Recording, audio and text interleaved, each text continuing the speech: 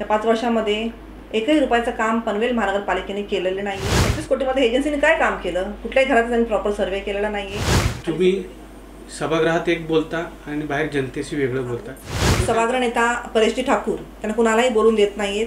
त्यांची इथे दडपशाही चालू आहे. महापालिका फक्त आमदार प्रशांतजी ठाकूर यांचे बंधू परेशजी ठाकूर आणि त्यांचे काही फॉलोअर्स हेच 4-5 जण मिळून ही महानगरपालिका प्रशासनाला हातात हात घेऊन चालवतात. महापौर पद मला मिळालं नाही म्हणून तुम्ही जनतेला भुर्दंड लावताय, हा कुठला न्याय आहे?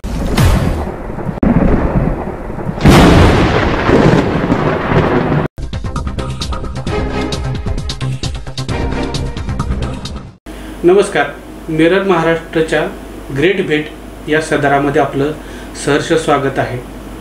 पनवेल महानगरपालिका क्षेत्रामध्ये प्रॉपर्टी टॅक्स मालमत्ता करार हा कळीचा मुद्दा झालेला आहे. गेल्या काही दिवसामध्ये प्रॉपर्टी टॅक्सबाबत अनेक संभ्रमाच्या गोष्टी आणि अनेक गोष्टी चर्चेला गेलेल्या आहेत. आंदोलनं झाली, निदर्शने झाली, परंतु या सगळ्यामध्ये प्रभावीपणे कुणी आवाज उठवला याची सुरुवात जर कुणी प्रॉपर्टी टॅक्सच्या संदर्भात केली तर ते व्यक्तिमत्व म्हणजे लीना गरड मॅडम. लीना गरड मॅडम यांनी या बाबतीतला खूप असा तांत्रिक अभ्यास करून आपल्याच पक्षाच्या किंवा सत्ताधाऱ्यांना अडचणीत आणण्यासारखे किंवा प्रॉपर्टी टॅक्सच्या संदर्भात जनतेला न्याय मिळवून देण्याच्या संदर्भात मोठ्या प्रमाणावर शहराच्या विविध उपनगरामध्ये लोकांच्या भेटीगाठी घेऊन आणि जनजागरण करून प्रॉपर्टी टॅक्सच्या संदर्भात आवाज उठवण्याचं काम केलेलं आहे. आज या ठिकाणी ग्रेट भेट या सदरामध्ये आपल्या पाहुणे म्हणून लीना गरड मॅडम, नगरसेविका लीना गरड मॅडम ह्या उपस्थित आहेत. तर त्यांच्याकडून आपण प्रॉपर्टी टॅक्सच्या संदर्भात तांत्रिक गोष्टी, अभ्यासू गोष्टी आणि ह्या प्रॉपर्टी टॅक्सच्या संदर्भात लोकांच्या मनामध्ये असलेले संभ्रम आणि हा विषय त्यांनी हातात का घेतला या संदर्भात आपण सखोल असं त्यांच्याकडनं जाणून घेऊया. नमस्ते मॅडम, मिरर महाराष्ट्रामध्ये आपलं सहर्ष स्वागत आहे. सर्वात अगोदर मी तुम्हाला असं विचारू इच्छितो की हा प्रॉपर्टी टॅक्सचा मुद्दा जो आहे तो तुम्हाला असं का वाटलं की हा जनतेच्या हिताचा मुद्दा आहे आणि तुम्ही हा प्रश्न हातात घ्यावा असं तुम्हाला का वाटलं? मी जनतेची लोकप्रतिनिधी आहे आणि जनतेने मला निवडून दिलेलं आहे. हेतू हाच आहे की इथे आपले सोशल सिविक इश्यू जे असतील त्याचं निवारण व्हावं, जनतेची कामं व्हावेत, शहराचा विकास व्हावा, ह्या उद्देशाने, ह्या हेतूने मला जनतेने निवडून दिलेलं आहे. पण आपण पाहतोय की गेली 5 वर्षामध्ये इथे पनवेल महानगरपालिकाची स्थापना होऊन आता 7 वर्ष होतील, पण इथे आत्तापर्यंत या 5 वर्षामध्ये एकही रुपयाचं काम पनवेल महानगरपालिकेने केलेलं नाही आहे. पण आज पनवेल महानगरपालिका गाजली आहे तर कशावरून?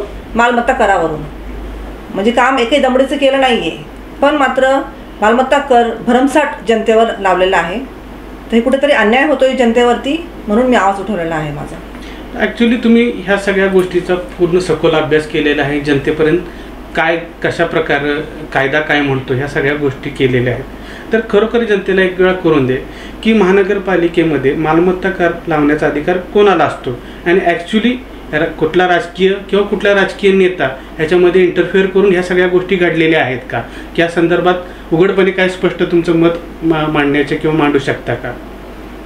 खरं तर मालमत्ता कर लावण्याचा अधिकार आमची जी महासभा असते, जनरल बॉडी मीटिंग, त्यांना आहे आणि त्याच्यामध्ये मेंबर्स जे असतात महानगरपालिकेचे सदस्य आहेत त्यांना अधिकार आहे. तर मी पण एक मेंबर आहे. असे एकूण आमच्या महानगरपालिकेमध्ये 82 आहेत मेंबर्स. तर सर्वानुमते हा टॅक्स लावला गेला पाहिजे होता. पण इथे आपल्याकडे 2 पार्टी आहेत. एक तर सत्ताधारी पार्टी BJP हे रुलिंग पार्टी आहे, त्याच्यामुळे मेजॉरिटी BJPची आहे, रुलिंग पार्टीची आहे.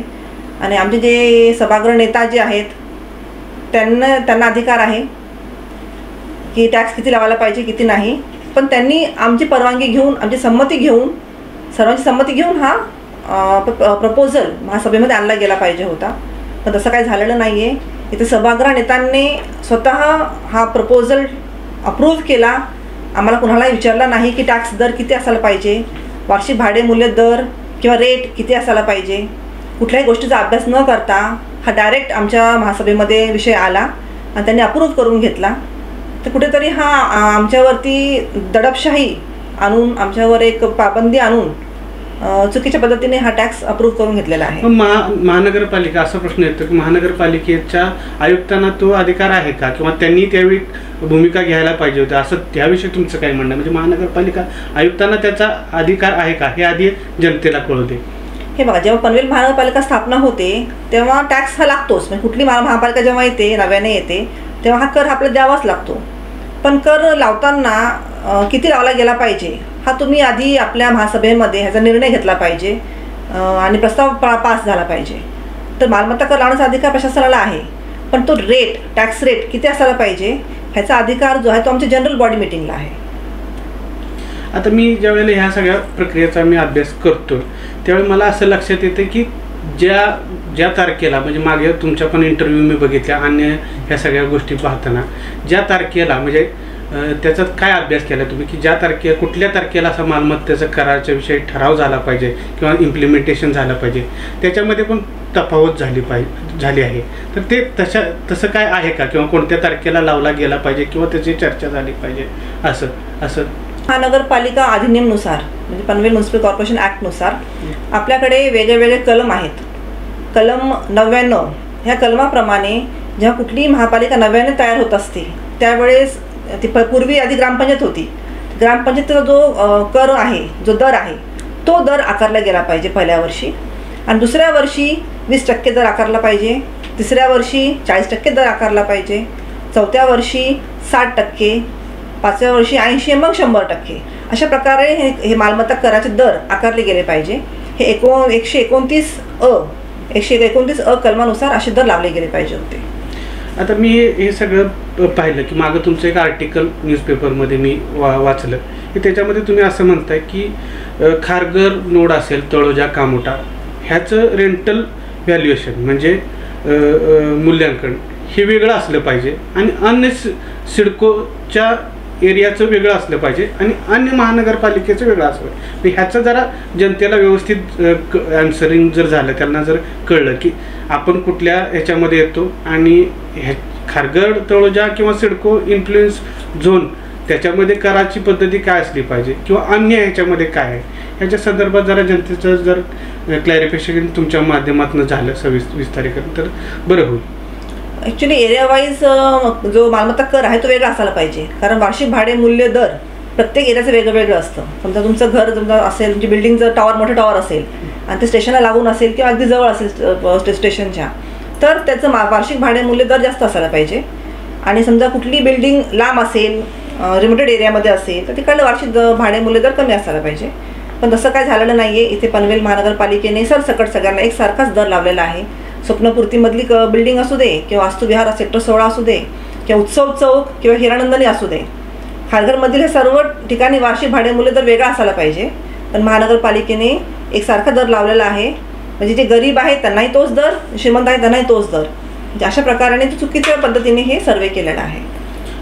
मागे तुमचा एक इंटरव्ह्यू मी बघितला, त्याच्यामध्ये तुम्ही असं म्हटलं की वार्षिक सर्वसाधारणपणे सभेमध्ये श्री आयुक्त गणेश देशमुख साहेब यांनी एक चूक मान्य केली. ती सविस्तरपणे त्यावेळी तुम्ही बोलला नव्हता, तर तुम्ही आता ह्या माध्यमातून कोणती चूक आहे हे क्लिअर करू शकता का, किंवा इथे प्रेक्षकांना सांगू शकता का, कशा प्रकारची चूक त्यांनी सर्वसाधारण सभेमध्ये मान्य केली होती ह्या सगळ्या प्रक्रियेच्या दरम्यान?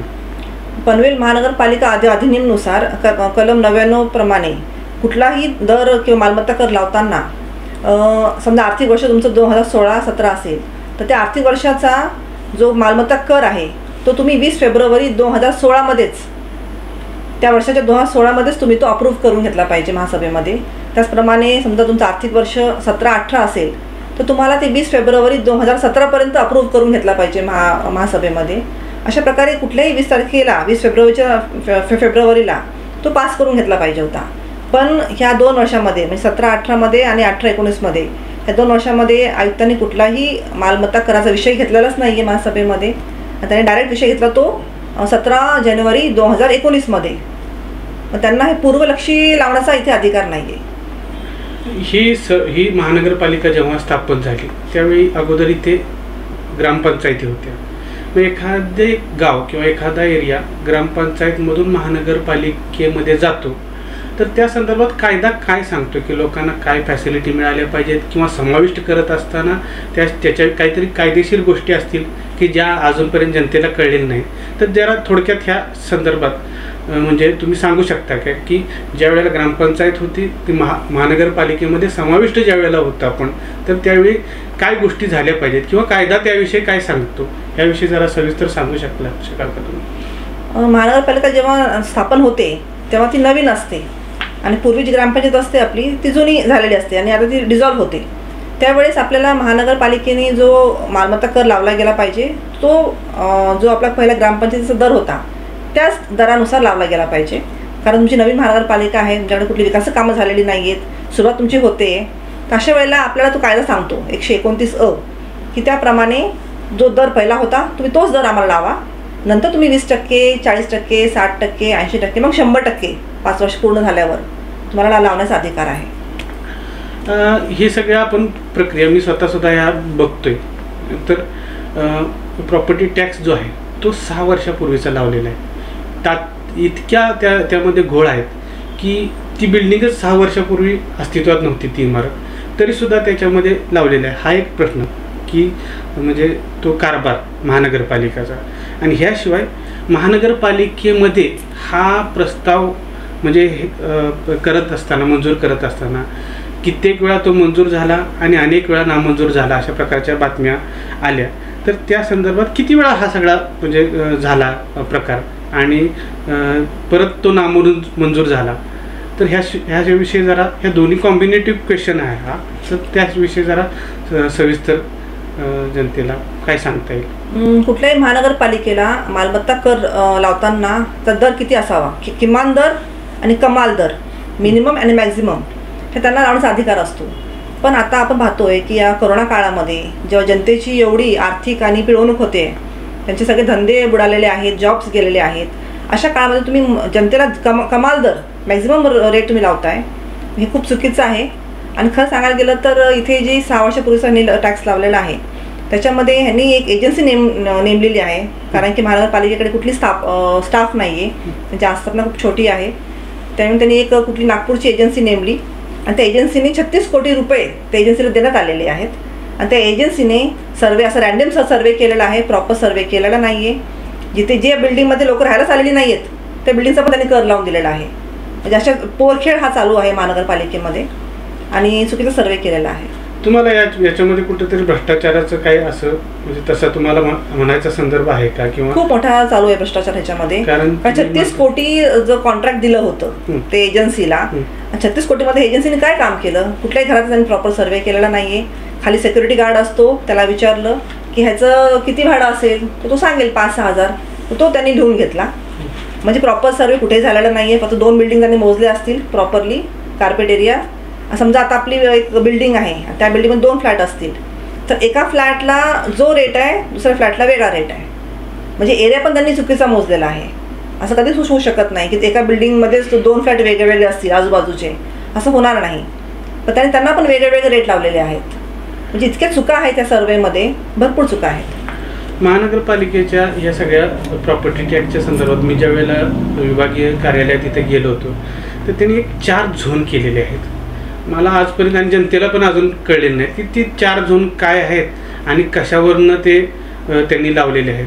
तुम्हाला जर काय कळलं असेल त्यावरनं तर तुम्ही जनतेला सांगा. 4 झोन हे कशा प्रकारे त्यांनी काय क्रायटेरियामध्ये टाकलेले आहेत किंवा काय? इथे झोन 1, झोन 2, झोन 3 आणि झोन 4 अशा प्रकारे झोन त्यांनी केलेले आहेत. म्हणजे समजा 12 मीटरचा रोड असेल, त्या रोडला लागून बिल्डिंग असेल तर त्या बिल्डिंगला जास्त कर, म्हणजे झोन 1 प्रमाणे कर लागणार. आणि जी बिल्डिंग 12 मीटरपेक्षा छोटी असेल, म्हणजे 12 मीटर रोडपेक्षा लहान असेल, तर त्या बिल्डिंगला लागून जो असेल तिथे कमी रेट. म्हणजे त्यांनी जो केलेला आहे तो रोड वाईज सर्वे केलेला आहे. 12 मीटर रोडला धरून त्यांनी सर्वे केलेला आहे.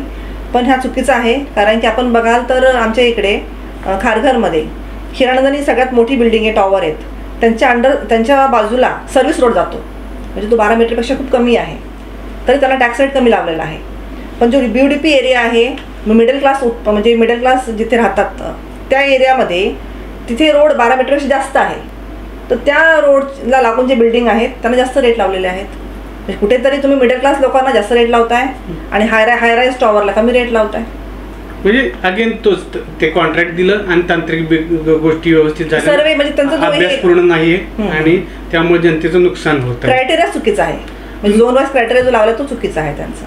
तुम्ही ज्या वेळेला हे सगळ्या प्रॉपर्टी टॅक्सच्या संदर्भात आंदोलन हाती घेतलं त्यावेळेला खारघरमधली आणि अन्य उपनगरातील नगरसेवकांनी हा प्रस्ताव मंजूर केला असताना आयुक्तांना पत्र दिलं. त्याच्यामध्ये त्यांनी असं म्हटलं की आयुक्तांनी ते कमी केला पाहिजे. पण मला एक असा प्रश्न पडतो की जर आयुक्त करत नसतील तर मग सभागृह नेते किंवा या सगळ्या ज्या लोकनियुक्त उमेदवार आहेत त्यांना अधिकार असतो का, किंवा ते करू शकतात का असा, किंवा तुम्ही ज्यावेळेला आवाज उठवला त्यावेळी मग ते आयुक्तांकडे गेले, पण ह्यापूर्वी त्यांनी प्रस्तावाला समर्थन दिलं होतं. तर मग त्यांना जर करायची इच्छा आहे, सत्ताधारी जे नगरसेवक आहेत किंवा त्यांचे नेते आहेत, तर ते करू शकतात का, किंवा त्यांना तो अधिकार आहे का महानगरपालिकेच्या सत्ताधाऱ्यांना?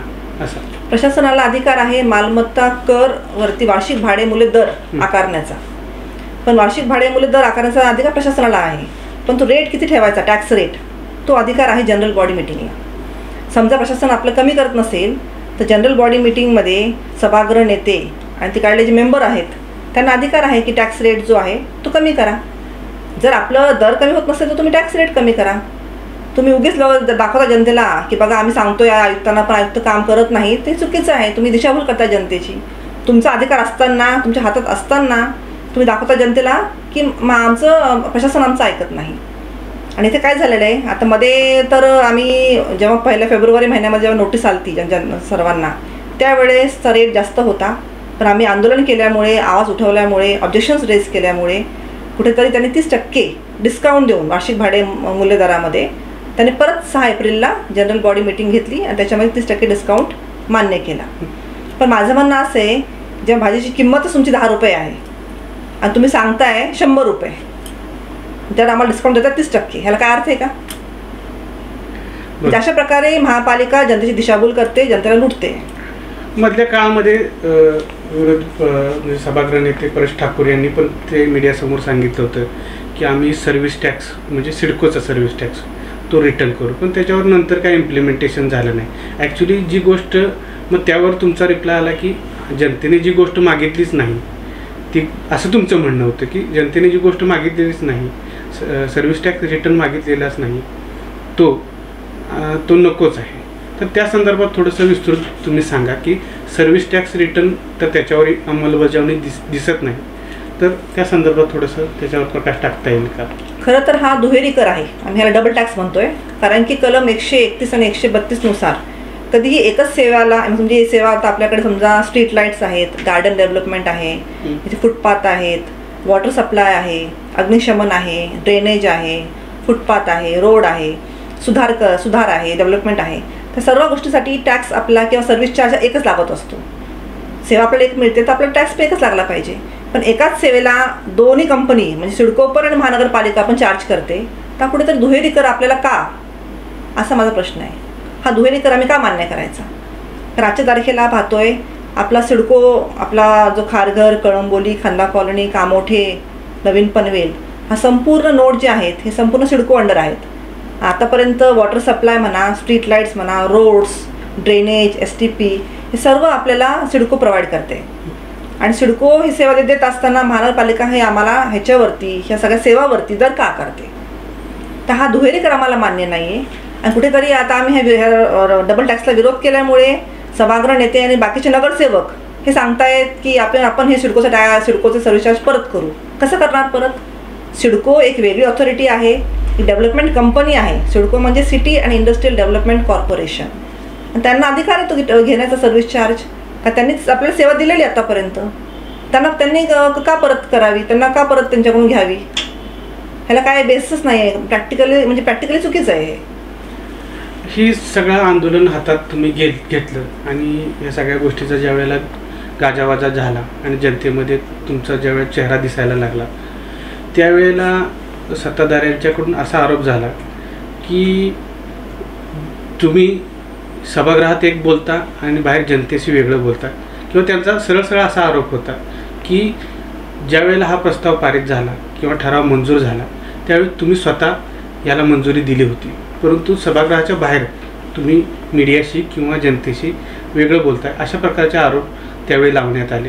ह्यात किती तथ्यता आहे? किंवा माझ्याकडे पुरावा आहे ना ठरावामध्ये. मी सांगा मला, माझ्यासमोर ठराव आहे, तर कुठे मी बोलले सांगा मला की माझं कुठंतरी वाक्य आहे का की मी ह्या कर बरोबर आहे असं मी कुठे बोललेली आहे? मी ह्या करा विषयावर कुठे एक शब्दही काढलेला नाही आहे माझ्या महासभामध्ये. आम्ही होतो उपस्थित, पण एकही शब्द मी काढलेला नाही आहे. तर आमचा विरोध होता त्यावेळेस, सुरुवातीपासून तुमचा विरोधच होता आमचा. पण इथे कसं झालंय तुम्हाला सांगू, इथे सभागृह नेता परेशजी ठाकूर हे आमच्या जेवढे पण आमचे मेंबर्स आहेत, नगरसेवक आहेत, सन्माननीय सदस्य आहेत, त्यांना कुणालाही बोलून देत नाहीत. त्यांची इथे दडपशाही चालू आहे आणि प्रत्येक सदस्याला दाबण्याचा प्रयत्न करतात. कुणालाही बोलण्याचा इथे चान्स मिळत नाही. आम्ही आलो जे जनतेसाठी, पण इथे आम्हाला दाबलं जातं, त्याला काय अर्थ नाही ना. म्हणजे तुमचं असं म्हणणं आहे की जे आता नगरसेवक त्यांच्या बाजूने आहेत किंवा दाखवतात ते सुद्धा दबावतंत्राखाली आहेत असं तुमचा आरोप आहे, किंवा त्यांना जनतेविषयी काहीतरी आहे, परंतु आम्ही म्हणत नाही बोले सो कायदा असं तुम्हाला आरोप लावायचा आहे त्यांच्यावर, किंवा असं चालू आहे? असं हेच चालू आहे की आम्ही बोलायचं कायदा हेच चालू आहे इथे महानगरपालिकेमध्ये. आणि ही महापालिका फक्त आमदार प्रशांतजी ठाकूर, यांचे बंधू परेशजी ठाकूर आणि त्यांचे काही फॉलोअर्स, हेच 4-5 जण मिळून ही महानगरपालिका प्रशासनाला हातात हात घेऊन चालवत आहेत. ही सगळ्या प्रक्रिया होत असताना, हे सगळं होत असताना असाही आरोप तुमच्यावर झाला की ज्या वेळेला महापौर पदाची दुसऱ्यांदा निवड होती त्यावेळी कुठेतरी तुम्हाला त्याची संधीची अपेक्षा होती आणि मग ती मिळाली नाही, म्हणून ह्या लोकांनी हा मुद्दा हातात घेतला किंवा आपल्याच पक्षाच्या सत्ताधाऱ्यांना किंवा आपल्याच पक्षाच्या नेत्यांना अडचणीत आणण्यासाठी, ह्या पदासाठीच म्हणून तो तुमचा उठठेव झाला, अशा संदर्भाचे पण त्यावेळी आरोप झाले होते. मग त्या संदर्भात तुम्हाला त्याचं काय म्हणजे आन्सर किंवा त्याच्या संदर्भात हे आरोप जे आहेत ते खरे आहेत का किंवा काय? महापौर पदासाठी आम्ही क्लेम केलं होतं हे बरोबर आहे आणि मिळायला पाहिजे होतं, त्यांनी दिलं नाही तर त्यांचा प्रश्न आहे. पण महापौर पद मला मिळालं नाही म्हणून तुम्ही जनतेला भुर्दंड लावताय, हा कुठला न्याय आहे? आणि महापौर पद मला मिळालं नाही हे आमचा मराठा समाज हे बघून घेईल, त्यावेळेस तो डिसिजन घेईल काय करायचं आहे. पण जनतेचं महापौर कोण ही ज्याची पब्लिक डिसाईड करेल. आता ह्या सगळ्या प्रक्रियेमध्ये पुढचं तुमचं म्हणजे राजकीय धोरण ह्याच्यावर प्रॉपर्टी टॅक्स झाला, अन्य जे आहे तर जसा प्रॉपर्टी टॅक्सला आहे तसंच अन्य चुकीचे जे धोरणं महापालिकेकडून होती त्यालासुद्धा तुम्ही जनतेच्या बाजूने प्रकर्षाने उभा राहिला असं म्हणजे जनतेने अपेक्षा करावी का? हा प्रॉपर्टी टॅक्सच्या संदर्भातच तुमचा हा फक्त म्हणजे उठाव होता? वारंवार मी विषय घेतलेला आहे. आता आमच्या इकडे एक तलाव आहे, तर कोपरा गावात तलाव आहे आणि तो आमच्या महानगरपालिकेच्या एरियामध्ये येत सुद्धा नाही, तरी पण महानगरपालिकेने त्याला मंजुरी दिली, काम करण्याचं कॉन्ट्रॅक्ट काढलं. म्हणजे कुठेही जनतेने मागणी केलेली नाही आहे की हा तलाव तुम्ही स्वच्छ करा, सुशोभीकरण करा. आमची मागणी काय, आम्हाला पाणी द्या, रस्ते द्या, कचरा उचला, बेसिक मागणी जनतेची. पण महानगरपालिका पाणी न देता बाकीच्या गोष्टी करते, सुशोभीकरण कुठं काय ज्या गोष्टी मागितच नाही जनतेने त्या गोष्टी करायचं कारण नाही आहे. पाण्याचा प्रश्न हा एक कळीचा मुद्दा आहे. सफिशियंट पाणी कारगरमध्ये नाही आहे, सफिशियंट पाणी तळोजात नाही आहे, त्याच्याकडे बेसिक गोष्टीकडे लक्ष नाही.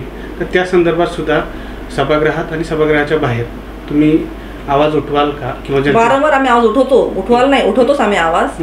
आणि माझ्या प्रत्येक सभेमध्ये पाण्याविषयी मी किती बोललेली आहे. आमच्याकडे पांडवकडा आहे, खारघरमध्ये धबधबा आहे, त्याचं पाणी जे आहे ते आमच्याकडे शिवाजी चौकापासून म्हणजे प्रणाम हॉटेल सेक्टर 6 तिथून शिवाजी चौक, शिव मंदिर ते टोल नाका असं त्याचा प्रवाह असतो पाण्याचा, ते गोड पाणी आहे. तर मी वारंवार महासभेमध्ये पण सांगितलेलं आहे. इव्हन त्या 17 जानेवारीच्या सभेत सुद्धा मी बोलले होती की तिकडे बंधारे, कोल्हापूर टाईप बंधारे बांधून जर पाणी आपण अडवलं तर पुढे मागे ते पाणी वापरता सुद्धा येईल.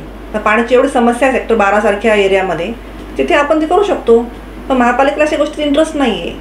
त्यांना इंटरेस्ट फक्त प्रॉफिट मेकिंगमध्ये आहे, कॉन्ट्रॅक्ट्समध्ये आहे, पर्सेंटेजमध्ये आहे. त्यांना कुठेही विकास कामं करायची नाही आहेत.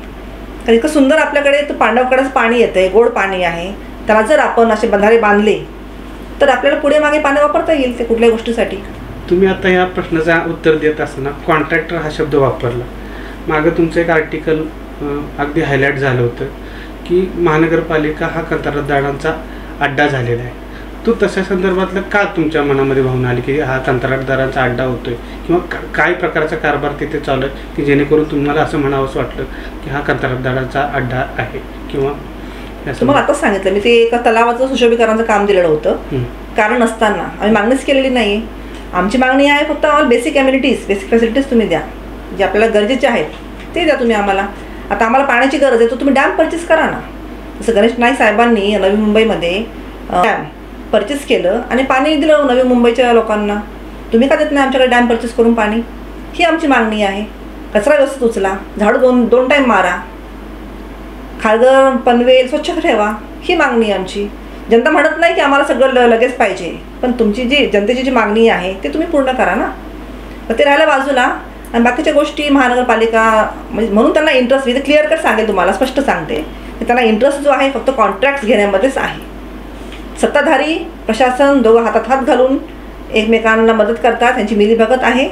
आणि म्हणून हा त्यांनी टॅक्स पण इतका मोठा लावलेला आहे. ह्या कोरोना काळामध्ये जेव्हा सगळ्यांची दुकानं बंद आहेत, कमर्शियल सगळे दुकानं बंद होती, तर कमर्शियल शॉप्सला त्यांनी 67% रेट लावलेला आहे. तो खूप जास्त आहे. कुठून भरणार एवढा टॅक्स ते लोक? आज आता परवाच तुमचं पुन्हा एकदा एक वेगळी लढाई तुम्ही हातात घेतली की ह्या सर्व प्रक्रियेला तुम्ही कायदेशीर मार्गाने जात आहात. जनतेने त्याचं स्वागत केलं. मी बऱ्याच आता सोशल मीडियाच्या कमेंट वाचल्या तुमच्याविषयीच्या की तुम्ही आता ही लढाई आता कोर्टाच्या माध्यमातून म्हणजे जनतेच्या माध्यमातून लढणार आहातच, परंतु कोर्टाच्या माध्यमातून देखील तुम्ही लढणार आहात. तर त्याच्याविषयी थोडंसं जनतेला सांगा की कशा प्रकारे ही लढाई तुम्ही कोर्टाच्या माध्यमातून जिंकाल किंवा जनतेला न्याय मिळवून देऊ शकाल.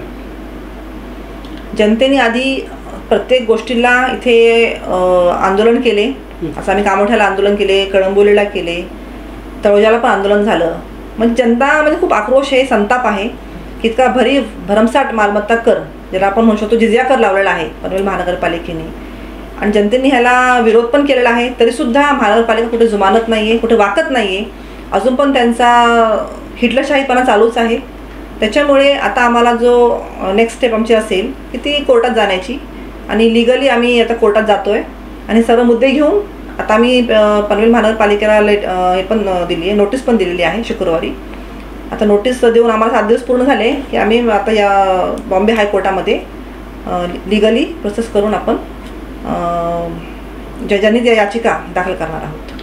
तर ह्या होत्या नगरसेविका लीना गरड मॅडम. अतिशय परखडपणे प्रॉपर्टी टॅक्सच्या संदर्भात, जनतेच्या विकास कामाच्या संदर्भात महानगरपालिकेवर ताशेरे त्यांनी ओढलेले आहेत किंवा भविष्यातल्या त्यांच्या विकासाच्या विजनच्या दृष्टीने त्यांनी अतिशय छान मुद्दे मांडलेले आहेत. त्यांना आपल्या सर्वांच्या साक्षीने मी सांगतो मॅडम, ही जे ग्रेट भेट हे सदर आहे तुमचं, हे पूर्णपणे आम्ही अनकट दाखवणार आहे. त्यामुळं तुमचं जे मत आहे ते अतिशय जनतेपर्यंत परखडपणे जाणार आहे. तुम्ही आपला वेळातला वेळ काढून आमच्या चॅनलला सदिच्छा भेट देऊन ग्रेट भेट या सदराला प्रथमच ही मुलाखत तुम्ही दिली, त्याबद्दल धन्यवाद. तुमच्या पुढच्या वाटचालीसाठी शुभेच्छा आणि जनतेच्या हितासाठी तुम्ही असंच लढत राहावं आणि पनवेल महानगरपालिकेच्या पालिकेमध्ये राहणाऱ्या सर्व लोकांना न्याय मिळवून द्याल अशी अपेक्षा आमच्या चॅनलच्या माध्यमातून करतो. धन्यवाद.